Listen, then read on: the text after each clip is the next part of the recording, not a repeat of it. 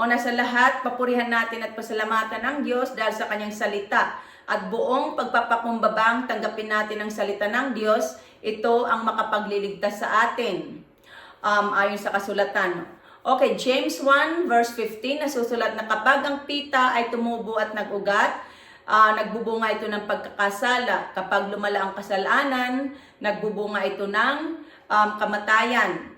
Ang kasalanan ay nakamamatay ayon sa kasulatan. Para itong kanser. Ang kanser ay nakamamatay ng katawan at ang kasalanan ay nakamamatay ng kaluluwa at espiritu. At ang kasalanan rin ang humahadlang sa mga blessing ng Diyos kaya hindi natin natatanggap ang kanyang mga blessing. Okay, dito sa James chapter 1, itinuro sa atin ni St. James na sinusubok tayo ng Diyos, sinusubok ang ating pananampalataya. Kapag tayo'y sinusubok ng Diyos, kailangan mapagtagumpayan natin iyon nang hindi tayo nagkakasala. Kapag sinusubok tayo ng Diyos, doon naman tayo tinutukso ng kaaway, ng Diablo. Sinabi ni St. James na hindi tayo tinutukso ng Diyos at sinabi rin ni St. James na ang Diyos ay hindi matutukso ng masama at hindi naman niya tinutukso ang sinuman. So ang Diablo ang tumutukso sa atin kapag tayo'y sinusubok ng Diyos. Sinabi ni St. James na natutukso ang tao kapag naakit siya at napatangay sa kanyang sariling pita or ninanasa. So, natutukso ang taong magkasala kapag naakit siya at napatangay sa kanyang ninanasa, sa ninanasa ng laman.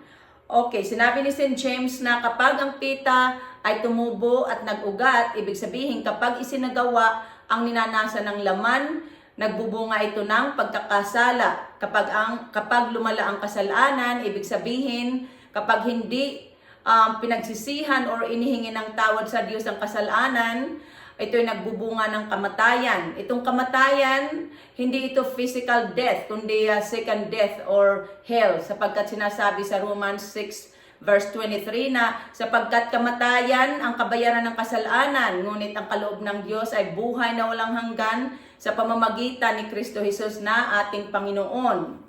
Okay, pag-aralan natin sa Genesis chapter 3. Sinasabi doon na dinaya or nilinlang ng ahas ang babae, kaya natukso siyang kumain ng bunga ng punong kahoy na pinagbabawal ng Diyos.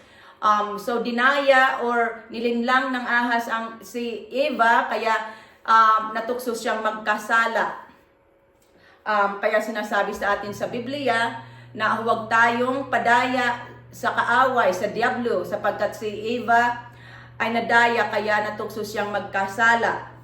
Kapag tayo ay nagdaranas ng pagsubok, manalig tayo sa Panginoong Hesus sapagkat alam ng Panginoon at naunawaan niya ang dinaranas nating hirap sapagkat ang Panginoon man ay tinukso rin ng Diablo doon sa wilderness. Ngunit ang Panginoon na hindi nagkasala ayon sa Matthew chapter 4. Kaya't sa tulong ng Panginoon, mapagtatagumpayan din natin ang mga pagsubok na iyan na hindi tayo nagkakasala sa Diyos.